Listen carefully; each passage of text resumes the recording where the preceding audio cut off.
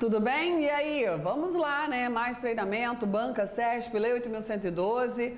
E na realidade você percebeu que a Banca CESP, ela fala da Lei 8.112, é a base, né, das questões, mas ela tem ido muito lá na aposentadoria do servidor, regras constitucionais, né? Então a gente precisa estar atento ao artigo 40 da Constituição Federal, porque tem sido bastante explorado pela banca dentro do regime estatutário, porque né? É um direito de todo servidor ocupante de cargo efetivo de estar inserido no regime previdenciário próprio, de aposentadoria, de previdência, regime previdenciário próprio, que consta que tem sua base no artigo 40, ok? Então, mais que um conjunto de questões, estamos fazendo aí uma boa revisão das matérias, né, das regras estatutárias.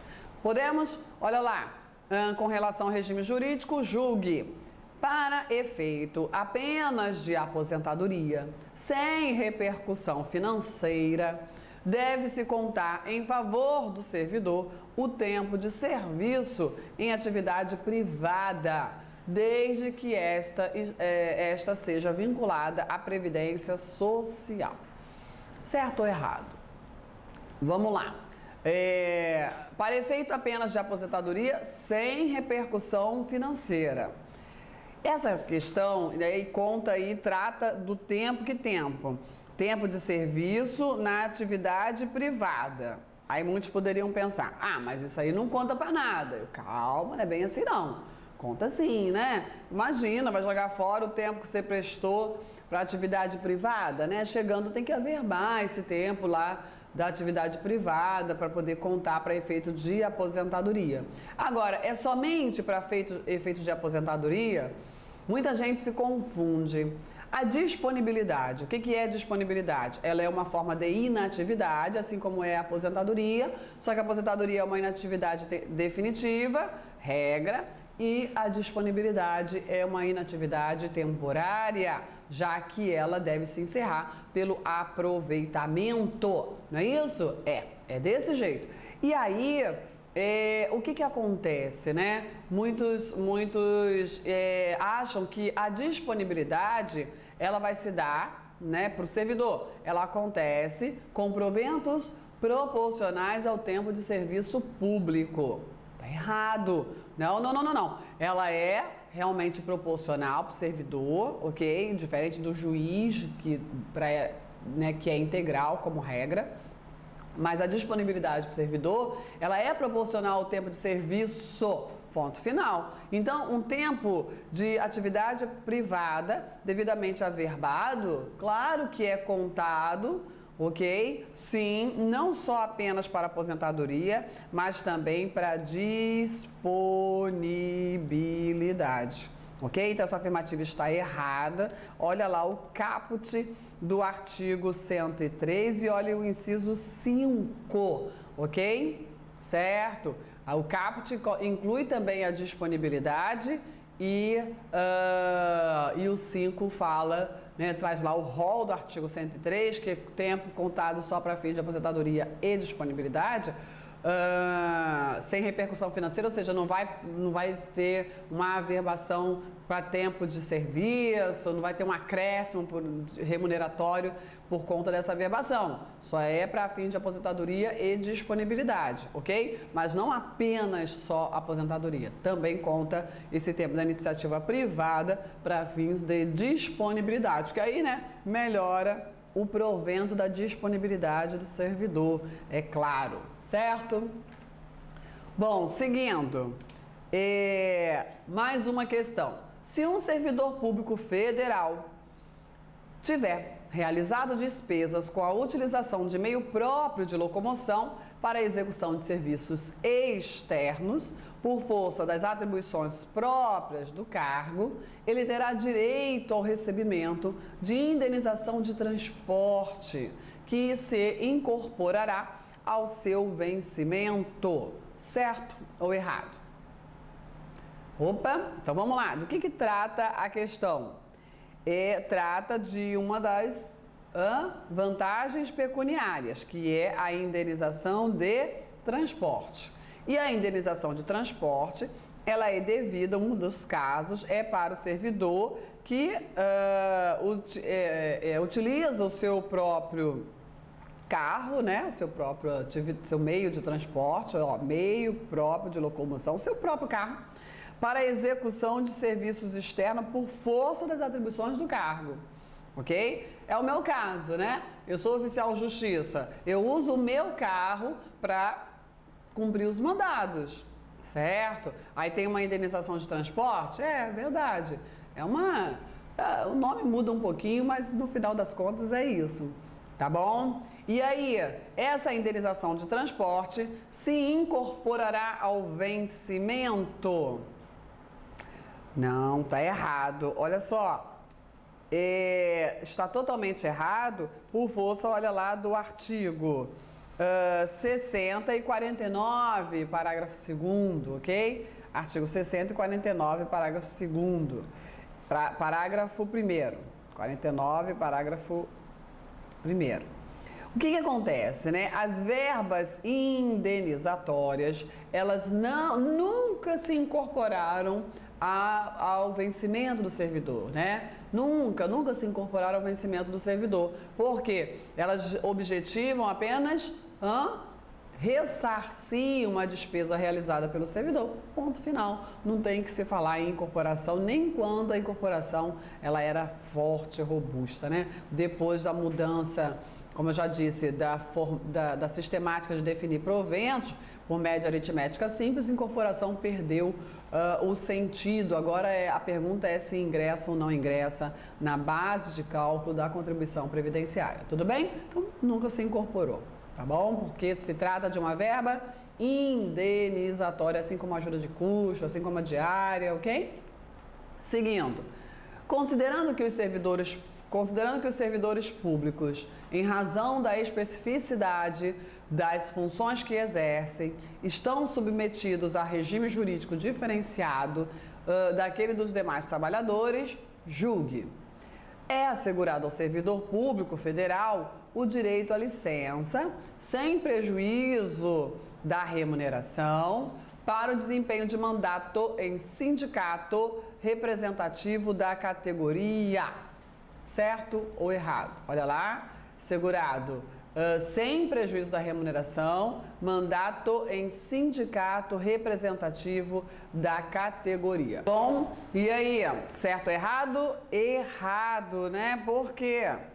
Porque dizer que é sem prejuízo, olha a pegadinha da banca, sem prejuízo da remuneração.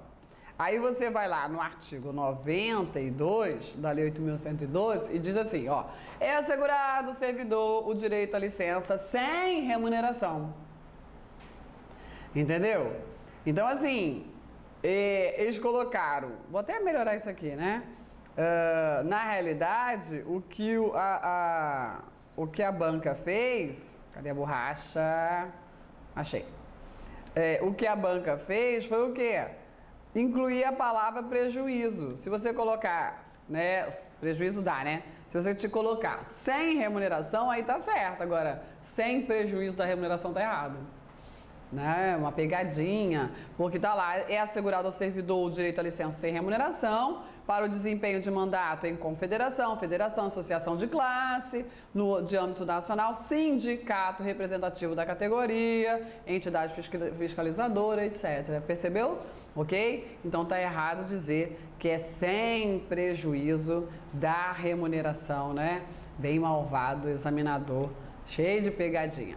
Mas assim, nada difícil, né? Não tá, nossa, isso é muito difícil. Não, não é. Vamos lá. Próxima. No que concerne ao regime jurídico do servidor público federal, julgue. O servidor público federal, investido em mandato eletivo municipal, somente será afastado do cargo se não houver compatibilidade de horário, sendo-lhe facultado, em caso de afastamento, optar pela sua remuneração. Certo ou errado? Pegadinha também, feroz essa pegadinha. Tá errada essa afirmativa. Por quê? Mandato eletivo municipal.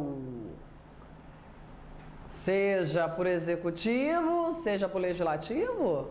Olha isso. Somente será afastado se não houver compatibilidade de horário.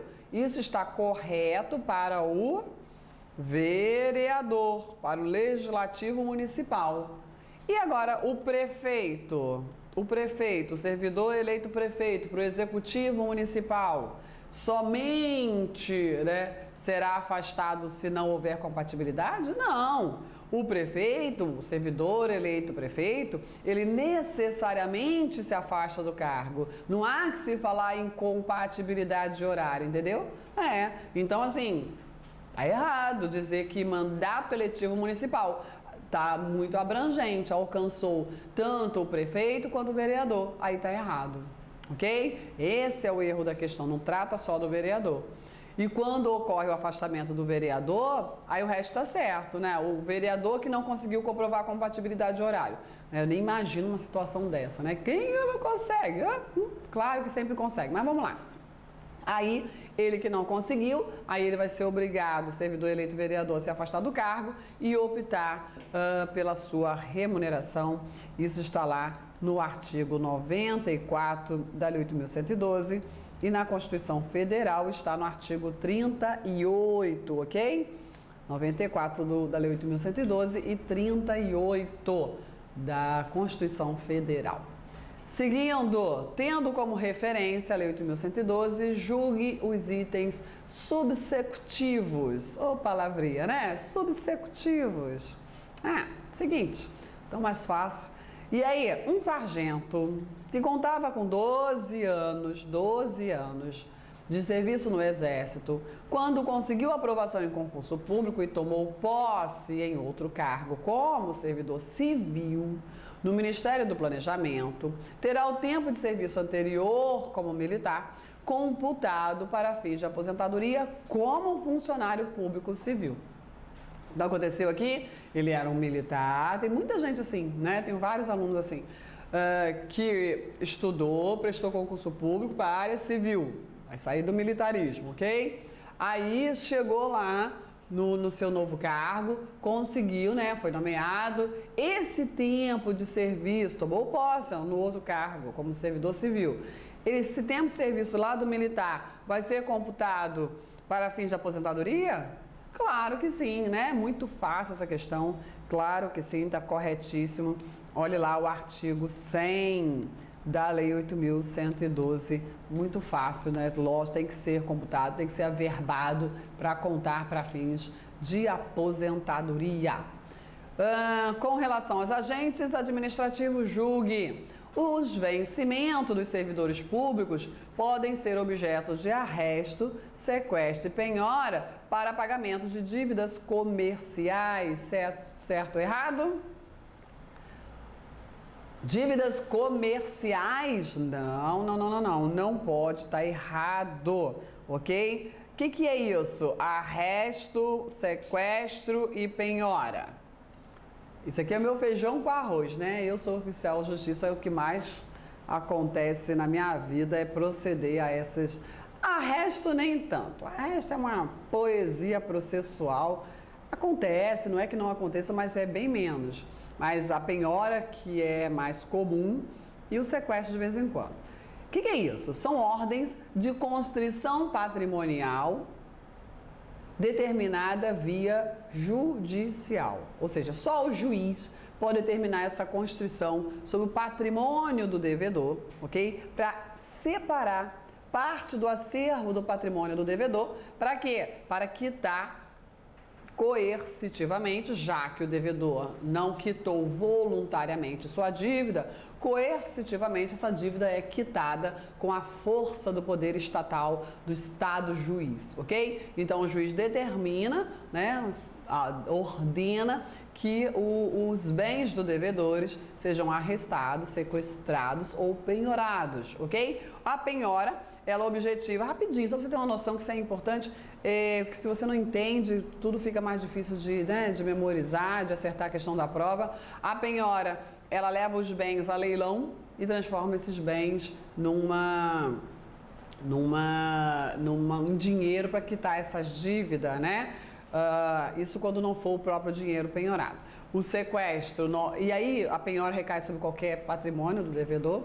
O sequestro, normalmente, acontece num bem litigioso, se autor e réu estão disputando um carro, né? Se sequestra aquele carro litigioso, aquele bem litigioso, recai sobre o bem do litígio. Regra, tá? Tem exceções. E o arresto, ele acontece como forma de garantir o pagamento da dívida, porque o oficial de justiça foi lá procurar o devedor e não encontrou, arrestou, já separou logo os bens do devedor, ou porque o juiz desconfia que o devedor está querendo fraudar a execução, entendeu? Então, essa é a regra. São medidas de constituição patrimonial que, em regra, não podem recair sobre o vencimento do servidor. Por quê? Porque o vencimento do servidor é verba alimentar. Se fosse para pagamento de pensão alimentícia, estaria certo. Porque pensão alimentícia também é verba alimentar, ok? Mas para dívida comercial, não, isso está errado. Olha lá o artigo 48 da Lei 8.112. Dívida comercial não, né? Todo mundo deve, eu também devo, né? Não vai penhorar meu vencimento não, senão eu vou... Princípio da dignidade da pessoa humana, né? Vou passar fome, não pode. O que mais? Considerando as disposições da Lei 8.112, julgue os itens a seguir. O período em que o servidor estiver de licença para desempenhar mandato classista conta como tempo de serviço, sendo considerado de efetivo exercício, salvo para efeito de promoção por merecimento. Certo ou errado? Hein? Olha só, corretíssimo. Servidor esteve de licença para desempenhar mandato classista, ok? Esse período só é considerado como efetivo exercício, só não vai contar para fins de promoção por merecimento. O rol do artigo 102 é muito importante, mas é importante mesmo, é importante demais, entendeu? Que nós temos aqui no artigo 102 e no 103 também, mas principalmente no 102. No 102, nós temos ali o seguinte, olha só, o servidor, o legislador conversa com o servidor, né? Você olha só, servidor, você não pode faltar, a falta é um ilícito, ok? Mas, se você estiver doente, precisar de cuidar de pessoa da família, precisar acompanhar o cônjuge, e aí tem um rol, uma lista de licença, se afastar para se capacitar, tem lá uma lista de licenças, né? Que o servidor pode usufruir, tem mais afastamentos, tem concessões, tem férias. Olha só, servidor, tem vários direitos regulamentados em lei para que você usufrua um afastamento sem praticar um ilícito funcional, ok? Aí, tem mais um detalhe. Nem tudo, e aqui dá a lista, né? Está lá na Lei 8.112 a lista de afastamento, férias, licença, concessões, afastamento estrito sensu, mas nem tudo que eu te permitir se afastar, não trabalhar, não exercer o seu cargo, eu vou considerar como efetivo exercício. E aí tá aqui, ó, a lista de afastamentos que eu considero efetivo exercício. Tá no artigo 102. Então, esse artigo 102, ele é muito importante para qualquer prova de concurso público, porque ele ele apresenta quais os afastamentos que são computados como efetivo exercício. Como o legislador está dizendo assim, ó, vou fingir que você está trabalhando. Ok? É isso. Certo? Vamos lá. Mais um. Acerca dos agentes públicos e servidores públicos, julgue os itens. Considere que um servidor público em débito com o erário foi exonerado do cargo que ocupava. E aí, nesse caso, ele terá o prazo de 60 dias para quitar o seu débito, sob pena de inscrição na dívida ativa. Opa! Então, vamos lá. Servidor está devendo. Quem não deve, né? Servidor também está devendo. Está em débito com o erário, com os cofres públicos. Foi exonerado. Esse é o detalhe. Não é só quem está devendo. Ele está devendo, está em débito, mas o problema é que ele foi exonerado. Se ele não tivesse sido exonerado, aí tinha aquela possibilidade do parcelamento, né, de até 10%. Só que aqui não, ele perdeu o vínculo, foi exonerado. Não interessa porque ele foi exonerado não, tá? Importa que ele foi exonerado. E aí, nesse caso, ele terá o prazo de 60 dias para quitar o seu débito. Não tem parcelamento. Também ele ganha um prazo maior. Sob pena de inscrição de ter sua inscrição em dívida ativa. O que é dívida ativa? É um cadastro de devedores da Fazenda Pública. Tá devendo, vai para essa lista horrorosa, né? Vai doer, né? Mas fazer o quê? Tem que ser. E aí, afirmativa correta. Olha lá o artigo 47. Bom, mais uma questão, mais um desafio. A respeito do regime jurídico dos servidores públicos da União e aos poderes administrativos, julgue. Além do vencimento, o servidor público pode receber vantagens, né? Como indenizações, gratificações adicionais, sendo as duas primeiras vantagens citadas, incorporam-se ao vencimento e ao provento, né? É aquela questão que eu leio e falo assim, não, tá errado, porque eu dou aula de direito previdenciário para os servidores, então assim, falar em incorporação para quem conhece é complicado, muito complicado, né? E aí eu te digo, mas além de saber a matéria, tem que saber fazer prova, não é isso? A gente não já combinou isso? Tem que saber fazer prova, tem que estar atento, tem que perceber o examinador. O examinador não está sabendo dessas tramóias previdenciárias, sabe? Desses detalhes. Tramóia não, exagerei. Desses detalhes previdenciários. Então ele leu a Lei 8.112 e ponto final, né? De qualquer maneira, essa afirmativa está errada. Por quê? Por que ela está errada? Por conta dizer que indenização incorpora seu vencimento, né? Bom, não, nada a ver. Isso está errado. Indenização nunca se incorporou ao vencimento. Então, de qualquer maneira. Agora, a gratificação adicional está lá na Lei 8.112, né? Olha lá o artigo 49, né, e seus parágrafos, e principalmente o parágrafo 1º, está lá. O adicional, a gratificação pode se incorporar, né? Só está proibida a indenização. Então, responda na forma da Lei 8.112, que é melhor, né? E aí não vai errar a questão, tá bom? Seguindo, o servidor público civil que fizer jus aos adicionais de insalubridade e periculosidade acumulará ambos os acréscimos sobre o seu vencimento, certo ou errado. Adicional de insalubridade e periculosidade é por conta da situação de desempenho do cargo do servidor, né? Claro, né? O local insalubre, perigoso para a vida, né? E o periculosidade também são fatores que trazem perigo à vida do servidor. Então, esse servidor, coitadinho, além de ele atuar no local insalubre, ainda é perigoso o seu desempenho. Olha isso, né?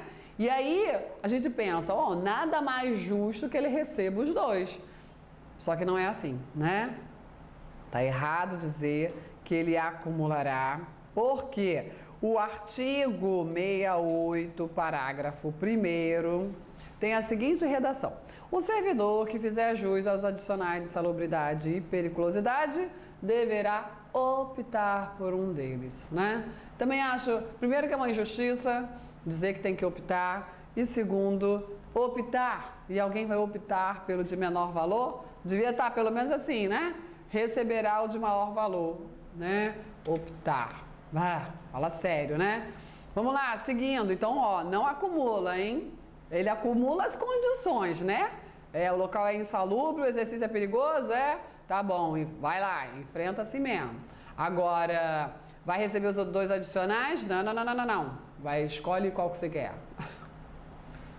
Ai, ai, tá bom. Seguindo. Ao servidor é facultado abater de suas férias as faltas injustificadas, de modo a preservar a remuneração referente aos dias em que deixar de comparecer ao serviço. Certo ou errado? Claro que isso está errado, né? Como assim? O servidor faltou, né? Deu uma preguiça horrorosa no lombo da criatura, aí chega lá no dia seguinte, ó, chefinho, olha, ontem teve um conluio lá no meu quarto, o edredom, a cama, o colchão, o travesseiro me seguraram. Não consegui, né? Não tem explicação a não ser essa. Mas ó, já resolvi, desconta nas minhas férias que tá tudo certo. Não, servidor em férias não pode trabalhar, é uma garantia constitucional do descanso anual de todo e qualquer trabalhador, né? As férias são necessárias, para a sanidade física e mental, né? Não? Claro que sim.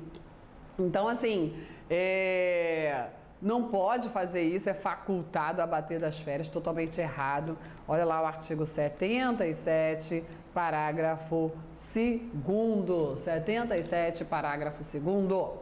O vencimento do cargo efetivo, acrescido das vantagens permanentes, de vantagem permanente,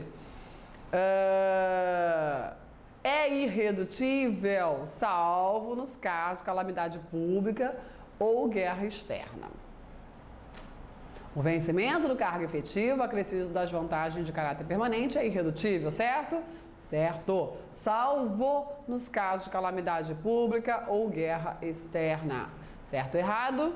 Errado, né? Não tem essa não. Artigo 40, parágrafo 3º, não traz essa ressalva não, filho. Como assim? Né? Não tem essa porque está em guerra, vai reduzir minha remuneração, meu vencimento. Não, a irredutibilidade é uma garantia constitucional, ela é absoluta? Não, né?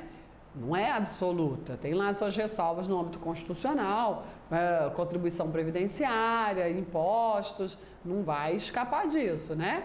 Mas não por esse motivo, calamidade pública e guerra externa, ok?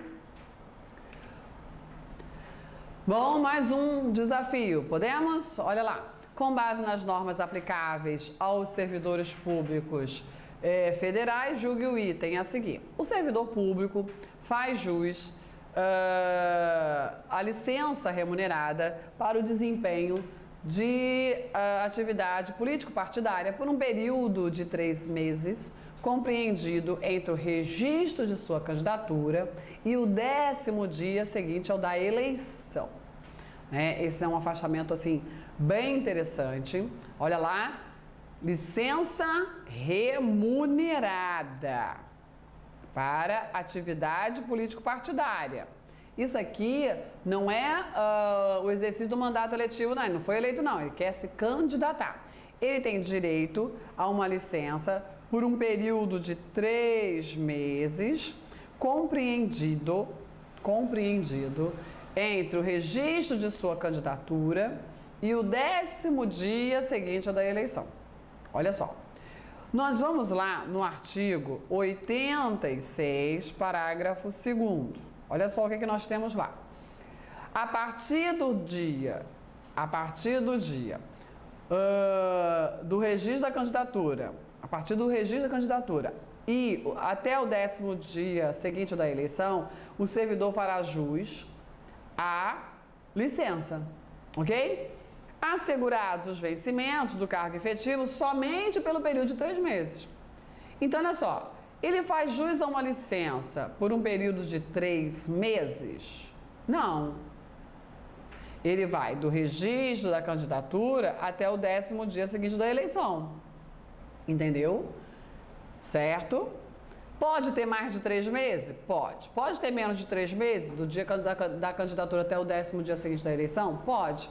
O importante é que o período de afastamento dele é esse. Ok? É esse. Da candidatura ao 10º dia seguinte da eleição. Agora, se esse período do registro da candidatura até o 10º dia seguinte da eleição tiver mais de 3 meses, ele pode ficar afastado, licenciado? Pode, ok? Mas ele só recebe por 3 meses. Então, essa afirmativa está errada, ok? Lembrando que o CAPT, ele trata de um outro período. O CAPT do 86 diz o seguinte: o servidor, o CAPT, isso aqui é o parágrafo 2º, isso aqui, né? Esse texto. Mas o CAPT diz: o servidor terá direito à licença sem remuneração durante o período que mediar sua escolha em convenção partidária até a véspera do registro da candidatura perante a Justiça Eleitoral. Também não diz o tempo, diz os momentos, né? Agora, esse primeiro período é sem remuneração. Servidor, você quer lá, né, promover sua candidatura? Vai, pode fazer a partir da sua escolha em convenção partidária. Agora, olha só, nesse período aí é sem dinheiro no bolso, ok? Certo? São 2 períodos de afastamento para fins de atividade político-partidária. O primeiro, sem remuneração, ok? E o segundo, com remuneração por 3 meses, mesmo que a licença ultrapasse 3 meses, tá certo? Que mais? Entende-se por remuneração o vencimento do cargo efetivo acrescido das vantagens pecuniárias permanentes previstas em lei. Isso aqui não tem nem o que explicar, é um conceito de remuneração, artigo 41 da Lei 8.112. Que mais? Com relação aos direitos e deveres e responsabilidades do servidor, julgue. Pode o servidor receber mensalmente remuneração superior à soma dos valores percebidos como remuneração em espécie a qualquer título pelos ministros de estados, pelos membros do Congresso Nacional e pelos ministros do Supremo Tribunal Federal? Lógico que não pode, né? Isso está lá no artigo 42, não pode, também muito fácil. A respeito da licença no serviço público, julgue. A licença para capacitação, concedida dentro do prazo de 60 dias após o término da outra licença de mesma espécie, deve ser considerado como sua prorrogação. Certo ou errado? Certo! Porque aqui não interessa qual é a licença, interessa a prorrogação. O que o examinador quer de você é se você está sabendo sobre as prorrogações de licença, artigo 82. Então, uma licença de mesma espécie concedida dentro de 60 dias, ok, da anterior, é considerada como sua prorrogação. É este o foco, tá bom? Que mais? A licença para tratar de interesses particulares, previsto na Lei 8.112, exemplo de ato discricionário, pode ser revogada pela administração pública. Licença para tratar de interesses particulares é exemplo de ato discricionário? Sim. Corretíssimo. Olha lá o artigo 91, parágrafo único. O que acontece, né? Nem todas as licenças são discricionárias, viu? Licença para cuidar da própria saúde, licença para cuidar de pessoa da família, licença para acompanhar o cônjuge, são exemplos de licenças que se configuram direito subjetivo. Quer dizer o seguinte: servidor, preencheu os requisitos, a autoridade, estou te pedindo nada. O servidor chega assim cheio de marra, né? Estou te pedindo nada não, estou informando que eu vou usufruir licença, tá entendendo? É desse jeito, servidor abusado com a autoridade, cheio de razão. É isso? Porque assim, na realidade a gente vai assim, olha chefia, vou precisar de licença, por educação, entendeu? Por favor, né? Por educação. Mas se a chefia fala assim, não, você não vai tirar licença para cuidar da sua própria saúde, não. Só, olha só, eu não estou te pedindo nada, não. Eu estou só comunicando, entendeu? É, isso mesmo. Certo? Melhor manter, né, uma boa relação com a chefia, mas ela também tem que saber que tem lei para mim e tem lei para ela, né? Lei é para todo mundo, ponto final. Agora, existem licenças que são exemplos de ato discricionário. A licença para tratar de interesse particular é um deles, né? Não é muito fácil conseguir, mas, né? E ainda pode ser revogada a qualquer momento, né? Licença para capacitação também é exemplo de ato discricionário, é isso. Seguindo, com base na Lei 8.112, julgue, considere que determinado servidor público se ausente do país, devidamente autorizado para realizar estudo no exterior pelo período de 4 anos. Estudo no exterior, a licença, ficando dispensado o ressarcimento, o que não ocorreria caso requeresse exoneração. Eu acho que o examinador quis fazer muita coisa aqui, mas ele se atrapalhou, porque não faz jus à licença. Olha o artigo 95, e seus parágrafos, parágrafo 1º e parágrafo 2º, que trata exatamente desse afastamento, né? A ausência não excederá 4 anos, né? E fim da missão ou estudo, somente decorrido igual ao período, será permitida a nova ausência. E o parágrafo 2º trata, ao servidor beneficiado, né, por esse afastamento, não será concedida exoneração ou licença para tratar de interesse particular antes de decorrido período igual ao do afastamento, ressalvada a hipótese de ressarcimento. Seja licença para tratar de interesse particular, seja exoneração, ele precisa sim ressarcir o erário, entendeu? Ele precisa devolver a verba que a administração pública investiu na sua formação. Tranquilo? Ok? Bom, é isso. Resposta, então, essa afirmativa está errada. Aqui não tem opção, estava muito apertadinho, né? Errada. Ok? Tudo bem? Bom, assim a gente encerra nosso treinamento sobre esse tema, direitos e vantagens, né? E a gente segue aí firme na caminhada. Você nunca sabe que resultados virão de sua ação, mas se você não fizer nada, não existirão resultados. Mahatma Gandhi, né? Claro, só tem resultado, positivo ou negativo, se agir, né? Se ficar inerte, já tem aí uma negatividade grande, porque o nada, né, te paralisa, né, vai fazer nada. Então, ó, olha só, eu errei, eu fui lá. Pô, errar significa que você aprendeu como não fazer. O que é o erro, né? Erro é algo muito subjetivo também. Então, igual uma questões que a gente já treinou aqui. Errou a questão. Não, você verificou onde estava a deficiência no seu estudo, né? Onde você precisa reforçar. É um erro? Não. É uma oportunidade de aprimoramento, né? De reforço do estudo. É isso que tem que ser, se pautar a sua convicção. E aí, vamos embora, melhorar cada vez mais. Combinado? Certo? Tchau, tchau.